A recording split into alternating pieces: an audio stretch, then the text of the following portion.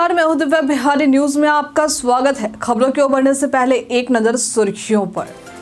BPSC mains परीक्षा के लिए आज से आवेदन हुए शुरू। 17 मार्च है अंतिम तारीख। जानिए क्या है परीक्षा का शेड्यूल।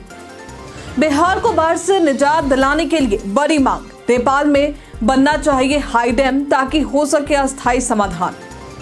बिहार के 7 जिलों में बनेगा गजेटियर। जानिए कौन से जिले हैं इसमें शामिल। गजेटियरों की पांडुलिपियां होंगी तैयार।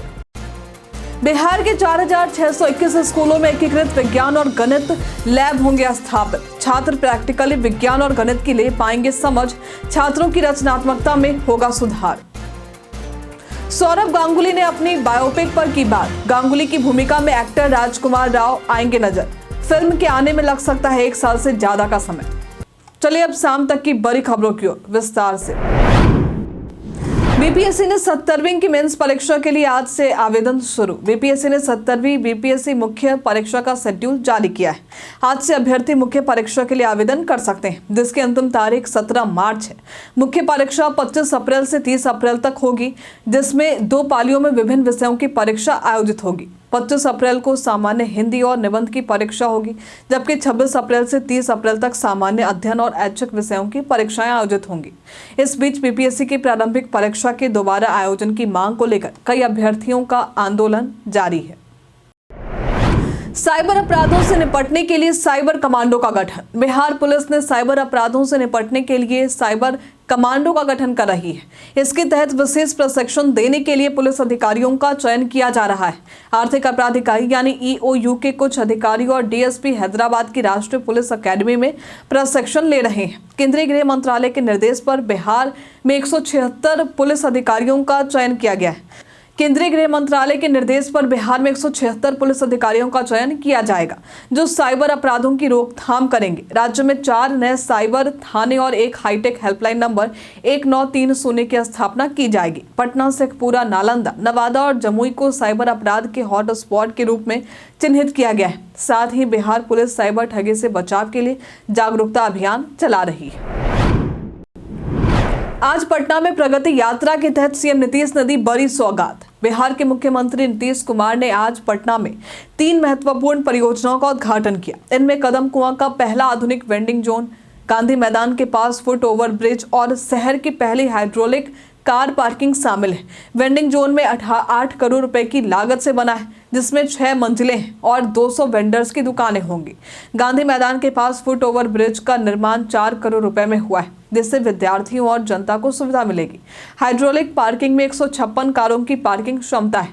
बता दें कि आज पटना में सीएम नीतीश की अंतिम प्रगति यात्रा है। बिहार को बाढ़ से निजात दिलाने के लिए नेपाल में हाई डैम की मांग। लोक स्वास्थ्य अभियंत्रण विभाग मंत्री नीरज कुमार सिंह ने उदयपुर में जल मंत्रियों के सम्मेलन में शामिल हुए थे। इस दौरान उन्होंने बिहार को बाढ़ से निजात दिलाने के लिए नेपाल में हाई डैम बनाने की मांग उठाई। उन्होंने केंद्रीय मंत्री सीआर पाटिल के सामने कहा कि कोसी और मिथिलांचल में बाढ़ की समस्या का स्थायी समाधान ढूंढने के लिए तटबंधों का चौड़ीकरण और नेपाल सरकार से संबद्ध कर हाई डैम निर्माण जरूरी है। साथ ही मंत्री ने भूगर्भीय जल संरक्षण के लिए बिहार में सतही जल आधारित योजनाएं विकसित करने की आवश्यकता पर भी जोर दिया है। उन्होंने बिहार सरकार द्वारा चलाए जा रहे जलापूर्ति कार्यक्रमों की जानकारी दी, जिसमें हर घर नल का जल योजना और शुद्ध पेयजल की व्यवस्था प्रमुख रही। बीपीएससी मामले में 4 मार्च को सुनवाई निर्धारित। 17वीं बीपीएससी सिविल प्रारंभिक परीक्षा को दोबारा कराने की याचिकाओं पर पटना हाईकोर्ट ने सुनवाई 4 मार्च को निर्धारित की। इस मामले में जस्टिस एएस चंदेल सुनवाई करेंगे। इसमें पहले कोर्ट ने राज्य सरकार और बीपीएससी को 30 जनवरी तक हलफनामा दाखिल करने का निर्देश दिया था। याचिकाकर्ताओं ने परीक्षा में धांधली के आरोप लगाए थे, जिनमें प्रश्न पत्र लीक होने और गलत सवालों का मामला सामने आया। 4 जनवरी को पुनः परीक्षा ली गई, जिसमें कुछ उम्मीदवारों को अतिरिक्त अंक दिए गए, जबकि अन्य को वंचित किया गया।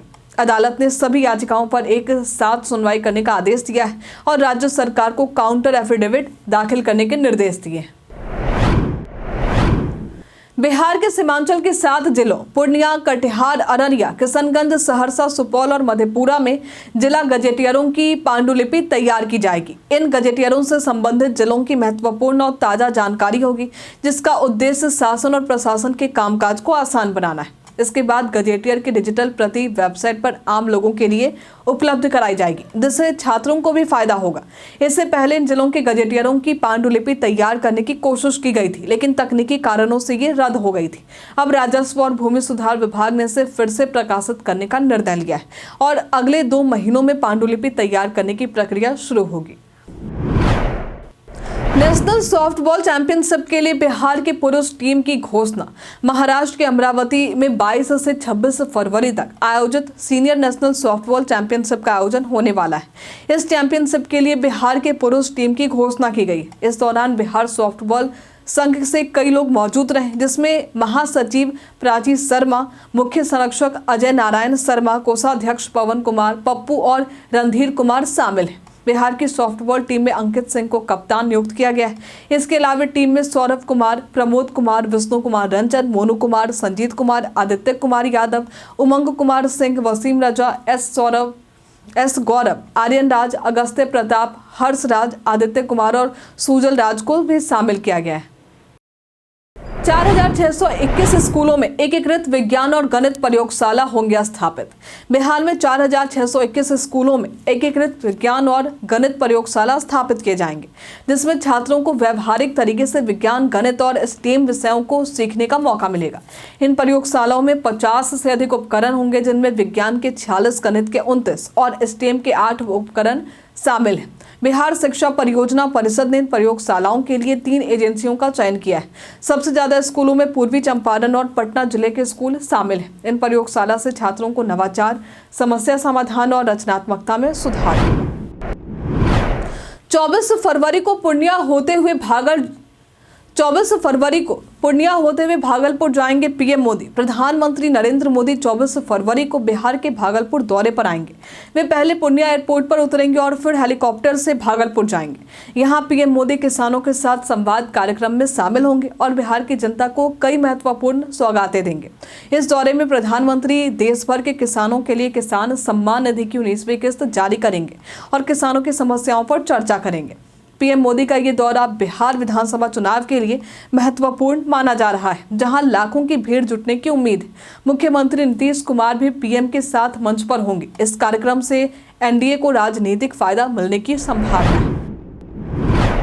श्रम संसाधन विभाग के 10 पशुपालन अधिकारियों का तबादला। श्रम संसाधन विभाग के 10 पशुपालन अधिकारियों का तबादला किया गया है। जमुई के जिला पशुपालन अधिकारी डॉक्टर राजेश कुमार कुमुद को बेगूसराय, जबकि पटना के डॉक्टर अरुण कुमार को सुपौल भेजा गया है। वहीं बाढ़ के अवर प्रमंडल अधिकारी डॉक्टर विनय कुमार को जहानाबाद का जिला पशुपालन अधिकारी बनाया गया है। सारण के डॉक्टर उज्जवल कुमार को जमुई भेजा गया है। इसके अलावा कई अन्य अधिकारियों का भी तबादला किया गया है। इस फैसले से नाराज कुछ अधिकारियों ने हाईकोर्ट में याचिका दायर की है।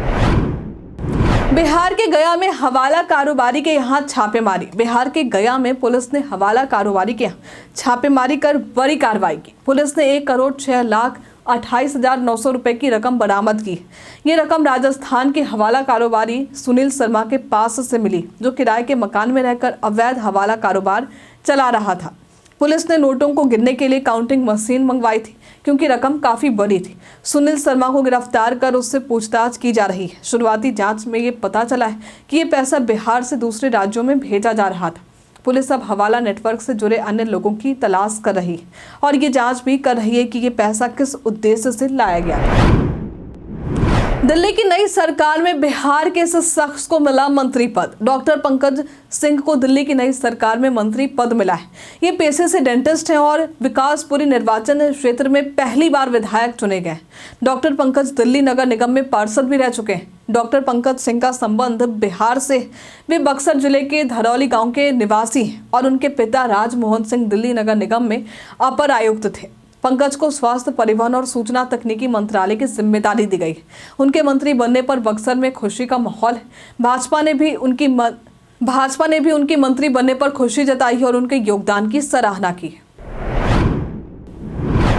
जदयू के ललन सिंह का तेजस्वी यादव पर तीखा प्रहार। केंद्रीय मंत्री ललन सिंह ने बिहार के नेता प्रतिपक्ष तेजस्वी यादव पर तीखा हमला करते हुए कहा है कि तेजस्वी यादव मुख्यमंत्री बनने के ख्वाब देख रहे हैं, लेकिन वे कभी मुख्यमंत्री नहीं बन पाएंगे। ललन सिंह ने कहा कि तेजस्वी को ये तक नहीं पता कि अपराध क्या होता है।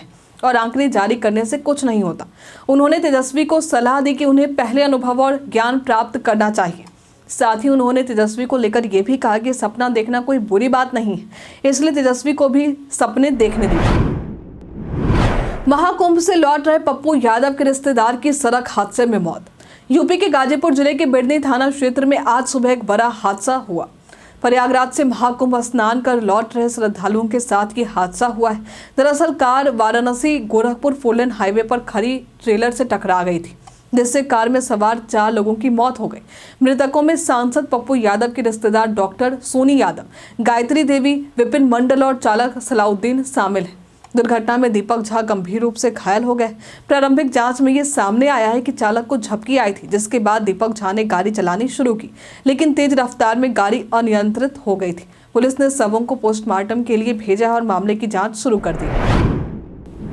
सौरव गांगुली ने अपने बायोपिक के बारे में किया बड़ा खुलासा। पूर्व भारतीय क्रिकेट कप्तान सौरव गांगुली ने अपनी बायोपिक के बारे में बात की।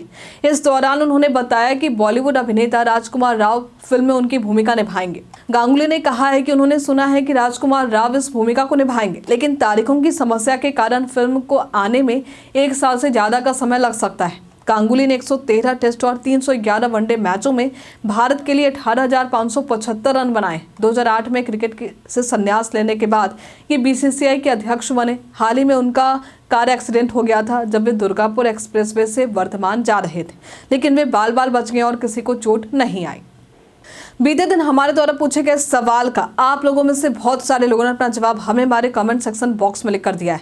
जिन्होंने हमारे द्वारा पूछे गए सवाल का जवाब दिया है उनके नाम है अमरजीत यादव, चंदेश्वर मिस्त्री, नौशाद रजा, राकेश मिश्रा, पीहू शर्मा, संजीव कुमार, राजकिशोर महतो, नरेंद्र कुमार, मोहम्मद साकिर हुसैन अनवर, करीम खान, मुन्ना शाह, रत्नेश कुमार, विजेंद्र सिंह, जितेंद्र ठाकुर, कृष्णा प्रसाद, सानवी गुप्ता, राजेश कुमार, रवि मोहन वर्मा, सुभाष रॉय।